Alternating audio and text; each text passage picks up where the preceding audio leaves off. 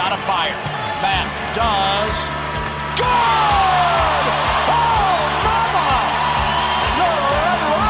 Matt provides the insight of a pro athlete. It was a successful day. Highlights being I dunked on a girl, got beaten a three-point shootout by a musician. He is joined by two of New Hampshire's leading sports reporters, Chris Ryan. Let's simply just face it, I am not the sharpest knife in the drawer. And Kevin Gray. Listen, you guys know there's only 1 kg. It's time for The Life with Matt Bonner, Chris Ryan, and Kevin Gray. Welcome to The Life with Matt Bonner, Chris Ryan, and Kevin Gray. I am Chris Ryan. I want to thank you so much for joining us for the program here on our stations throughout New Hampshire tonight. Matt, unable to join us for the program this evening as he was in labor negotiations all day. In fact, the NBA and the players meeting with a labor mediator today in hopes that they'll be able to get something together to allow this season to begin over the next couple of weeks. So Matt unable to join us for the program today as he's down in negotiations and some meetings after that all day long in New York. But I am joined by Kevin Gray as usual from the Union Leader. Kevin, how you doing? I am doing great. I am energized, psyched to be back from St. Louis. We had a nice little trip covering the NLCS, and now we can sit back and watch Chris Carpenter in Game 1. Yeah, looking forward to that tomorrow night. New Hampshire's Chris Carpenter looking for his second championship ring. They won back in 2006, and they're only 82-80. A surprise team that year, and a surprise team once again this year as they erased a 10.5 game deficit. First, they knocked off the Phillies, who I don't think anybody thought would get knocked off with that phenomenal pitching rotation and certainly an American League-style lineup, which at times did not hit as well as expected this year, the Phillies. But they were able to do that, and Carp, with that phenomenal Game 5 outing in which he shut out the Phillies and was able to outduel Roy Halladay in a 9-inning complete game shutout in that Game 5. And then they beat the Brewers, who were another team that looked very formidable coming into this postseason and defeating the Arizona Diamondbacks. And they were able to knock them down in 6 games. And now there's another opponent that they are not supposed to beat, and that is the Texas Rangers. And do you think that the Cardinals have what it takes? Boy, I mean, you get 2 starts out of Chris Carpenter, an unbelievably tough Texas lineup that is on a roll all the way through. You got Nelson Cruz and Jeff Napoli batting, 6th and 7th in that lineup. They're really, I mean, they're the favorite to win this World Series just based on player personnel, position by position. But I got to go with the Cardinals. I mean, this is a team that's got hot winning the wild card, and things lined up. Pitching has lined up for them in the World Series. It's really been just their bullpen. They have not gotten a lot out of their starting rotation, particularly in that last series where no one was really able to go deep in games. Carpenter, the longest outing, going 5 innings. And their bullpen has been magnificent and has given them scoreless frames, big outs, and that is the reason that they were able to move on. Their starting rotation is not that good, and I think it'll be very difficult for them to beat the Texas Rangers. I think the Rangers are the best team they've faced so far, so I think Texas is actually going to win World Series. Let's hear from Chris Carpenter, this from the celebration in Milwaukee after the Cardinals clinched their World Series appearance. Amazing. You have to give all the credit in the world to this group of guys in this clubhouse because they could have laid down. These guys are amazing, great professionals from top to bottom, young to old. The help that we got at the trade deadline, amazing.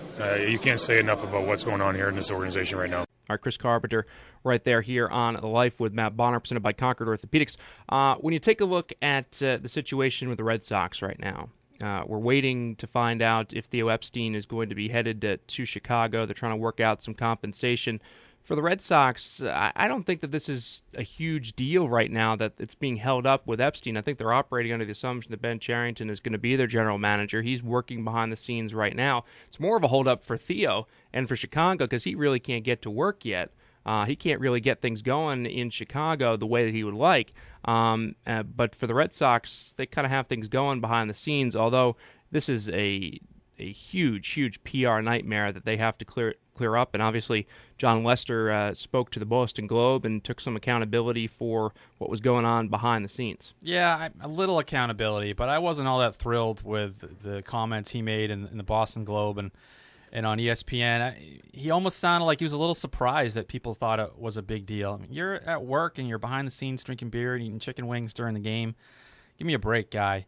But, yeah, it has been an unbelievably ridiculous offseason for the Red Sox. And for the front office now, I can't blame them. Hold out, get as much as you can for Theo Epstein in compensation. They're targeting one of the Cubs' top pitching prospects right now. His name is Drew McNutt, 95, 96 miles per hour. He's in the Arizona Fall League. So it's a wild situation where, they're lucky to have Ben Sherrington ready to go. I mean, this guy has been there since 1999. He's going to step in as the next GM for the Red Sox. Yeah, New Hampshire guy, and joined us on the show last year. When you take a look at Lester's comments, it seems like he was apologetic because he got caught. It was one of those situations that we see all the time in American society where he didn't quite understand why people were upset, but because they were upset, he kind of felt that he needed to a little bit say that he was sorry about it, but didn't really mean it all that much. Yeah, it just didn't fly for me at all, and none of the other pitchers have stepped forth yet, and I guess Jason Varitek's going to comment tomorrow. But his reaction was disgraceful. He yelled at a reporter from the Boston Globe for calling him at home, seeking comment in regards to it, wanted to know how he got the number. Just not the way you handle things, and that's been continuously the problem with the Red Sox. Is not just that they failed, not just that their season was a disaster down the stretch and they couldn't win a game when they needed to, but it's how they handle it and the constant excuses that they made and the fact that the organization kind of let them make these excuses and placated the excuses. John Henry, in his interview with Sports Hub down in Boston, said there wasn't that big of a deal and the players weren't whining. It was real circumstances that why they were upset, and it didn't make absolutely no sense to me what was going on with the Red Sox. Jack McKeon, the old man down in Florida, used to have this problem with Josh Beckett, who would go in and drink beer during the games in 2003. What did he do? He locked the clubhouse door. That's awesome. He locked the clubhouse door and said, "You're not going to do it on my watch." What would the Red Sox do? They give them all headsets and invite them out on a yacht. Yeah, they give them $300 headsets. Say, "Here you go, boys. Sorry that the bus was a little late to the airport." And they just continue the country club lifestyle. Meanwhile, ticket prices, are going to go up. This whole situation, the most bothersome thing to me is and we've seen Terry Francona win 2 championships and help Lester through a battle with cancer. Lester threw him under the bus yesterday, Chris, saying this guy lost control pretty much. There wasn't enough structure. If you kind of read between the lines, he just said it was the manager's fault.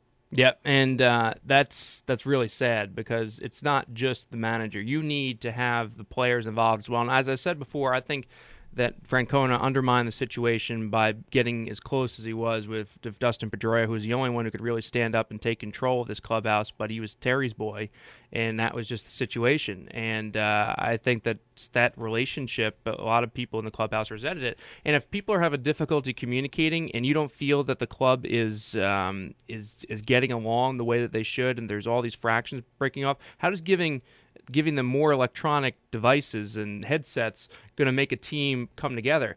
I mean, if you look at the current Major League clubhouse and current situation in sports, there is so much isolation because everybody has their own phones, their computers, and there is no, just like we're seeing in modern society, there is a incredible lack of interpersonal communications. And there's guys who want to come to the ballpark and just put all that stuff away and be with the boys, but most of the guys don't want that. That's right. Yeah, and I mean, that's the thing, and we've seen it. I mean, I go back to 2004 when the Red Sox won a title. There were great character guys, teams, borderline partying together in a good way, still getting their work done. We've heard the stories. See, that's why I think the beer thing is a symptom of the problem, but I think that people are wrong to say that it is the problem. If the guys are gonna, when it comes time to play and to compete, that 2004 Red Sox team partied more than any team in the history of sports. But when it came time to get between the lines and play baseball, they did it. When Manny Ramirez sat out for no reason, they demanded accountability. Schilling went out there, he took care of him. Millar talked to him. Big Papi was asked to take care of him when he asked out of the lineup right before the All-Star game. There was a lot of chemistry and there was a lot of accountability within that clubhouse. So I don't really care too much about what's going on in the clubhouse during the games, as long as the guys are out there and competing and winning, and that wasn't the case. You're so right. It's not, the headlines are the beer and chicken wings, and it makes a funny line in Dan Shaughnessy's column and all that, but it is the bigger picture. Don't lose sight of it. It's just players taking advantage of the system, not getting your work done, and holding yourself to high professional standards. And I'm glad that Curt Schilling, who I don't usually put a whole lot of stock into his comments, came forth this morning and yesterday and just talking about how dare these guys basically saying, I'm not mature enough to handle myself in a major league clubhouse, so now I'm going to blame it on the manager. And going back to the comments, that's why Lester's comments just didn't quite fly for me. Step forward, take some accountability. Where's John Lackey? Where's Josh Beckett? Step up to the plate. You have a job to do. Right now your job is to represent the club the best way you can. If I were the Red Sox, and this is just kind of the evil side of me, I would say that if you're gonna take Theo Epstein, I want you to take all his bad signings with you. Yeah. I want Lackey to go. I want Carl Crawford to go as well, and Daisuke, and those three can go with you to. And you know what? I don't even Bobby care if Jenks, Jared Saltalamacchia. We'll keep Salty. The other guys, Bobby Jenks can go too. All those guys can go with Theo, and I don't even want anything back.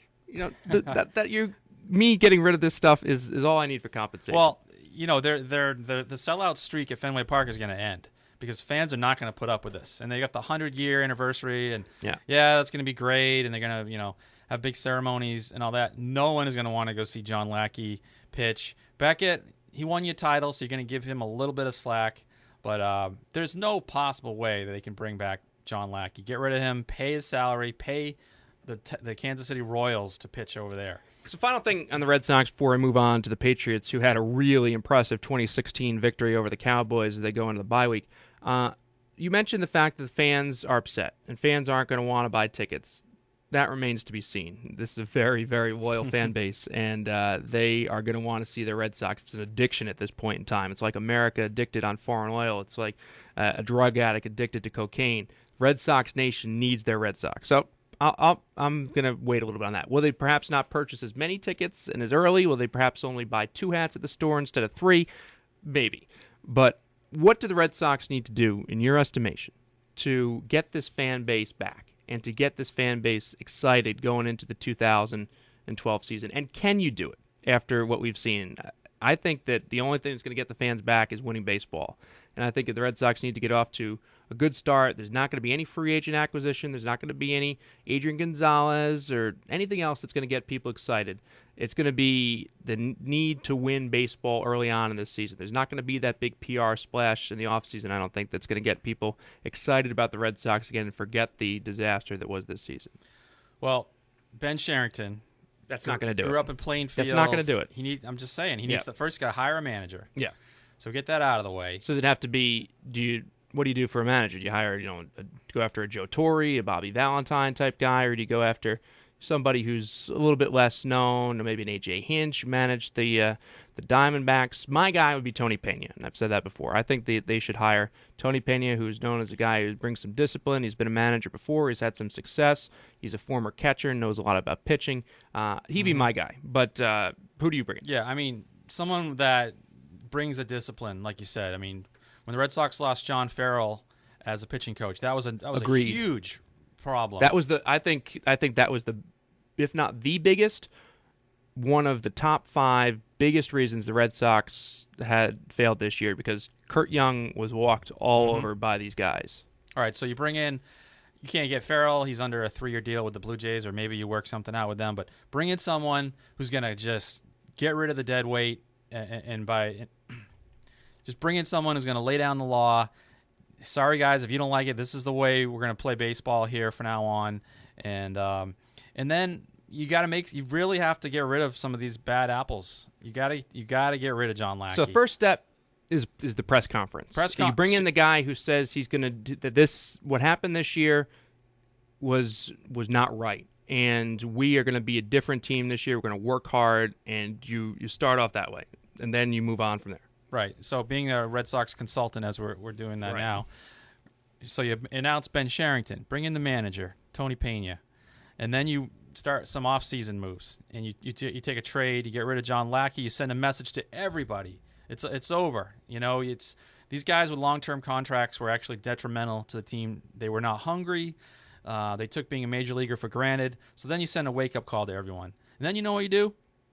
You take ticket prices down a notch.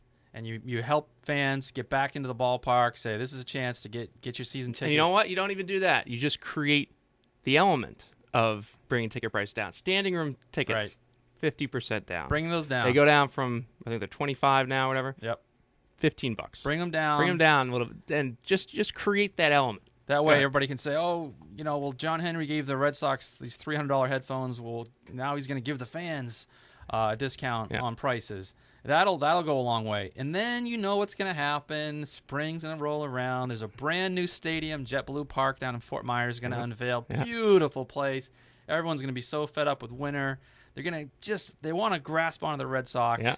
And then it's going to start rolling a little bit. And then maybe if they start winning some games in spring training, that'll help. Yeah. Last year, Chris, they did not play well in spring training at all. And it turned out to kind of be a little bit of a foreshadow as they got off to a terrible start in April as well. So, it can happen. The